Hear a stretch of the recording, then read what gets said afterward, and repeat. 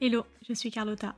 Bienvenue dans Product Marketing Stories, le podcast qui décrypte les méthodologies, partage des conseils et apprentissages concrets pour rendre compréhensible et accessible le product marketing.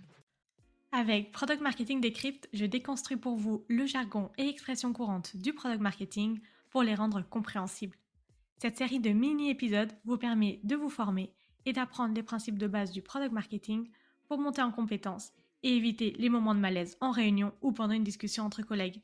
Bref, cette discipline n'aura plus de secret pour vous.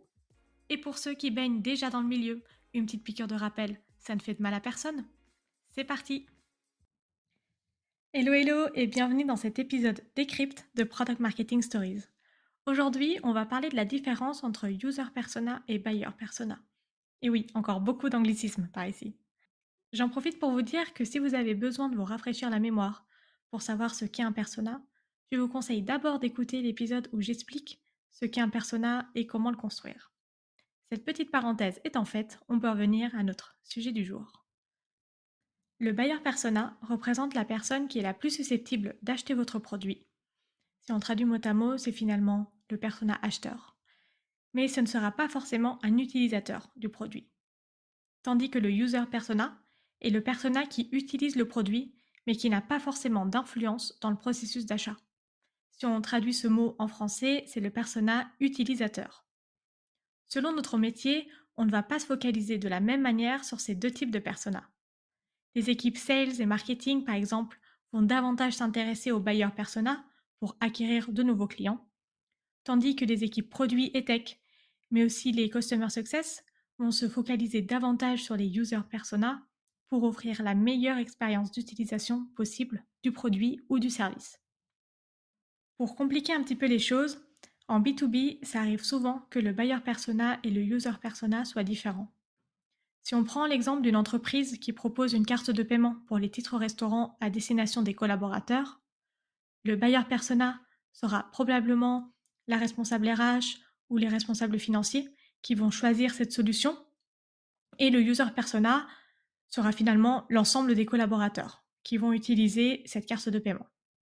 Du coup, les arguments utilisés pour que les buyer persona, dans ce cas RH, responsable financier, choisissent cette solution plutôt qu'une autre, ne seront pas les mêmes que les arguments utilisés pour que les user persona, à savoir les collaborateurs, utilisent cette carte de paiement. En B2C, ça arrive moins souvent que les user et buyer persona soient différents, mais ça peut quand même être le cas pour des produits à destination d'enfants, où les buyer persona seront les parents, ou pour des produits qui sont souvent offerts comme les cadeaux.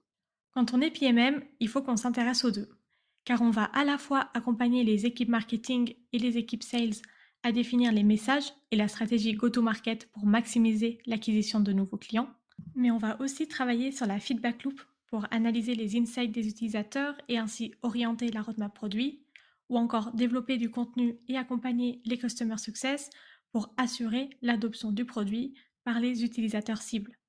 Ça peut être via la création d'une FAQ, de vidéos how-to, de product tour, etc. Si on rentre un peu plus dans le détail sur les attentes, en B2B notamment, le buyer persona se préoccupe de savoir si votre produit ou service a un impact direct sur la stratégie et la réussite de l'entreprise. Les personnes qui prennent les décisions seront concernées par des aspects comme la rentabilité, le gain de productivité des équipes, la sécurité et surtout les avantages à long terme. Il faut donc orienter les messages dans ce sens-là. Le user persona va se préoccuper avant tout de savoir si le produit est simple d'utilisation, efficace, pratique, bref, il veut savoir en quoi le produit va l'aider dans son quotidien. Vous l'aurez compris, la distinction user versus buyer est super importante à considérer quand on construit les personas. La tonalité de discours, les moyens de communication utilisés ou encore les messages ne seront pas les mêmes selon à qui on s'adresse. Alors quand on crée un nouveau contenu, il faut toujours avoir en tête à qui on veut parler. C'est tout pour aujourd'hui, j'espère que cet épisode Decrypt vous a plu. N'oubliez pas de m'envoyer les mots jargonneux du product marketing pour qu'on les décortique ensemble. À bientôt pour un nouvel épisode, salut! Merci d'avoir écouté cet épisode jusqu'au bout. Si l'épisode t'a plu, n'hésite pas à le partager sur LinkedIn en me taguant. Tu peux aussi me soutenir en laissant un avis 5 étoiles sur Apple Podcast et me laisser un commentaire. Ton aide est précieuse pour m'aider à faire connaître Product Marketing Stories et aussi m'encourager à créer davantage de contenu. Alors merci!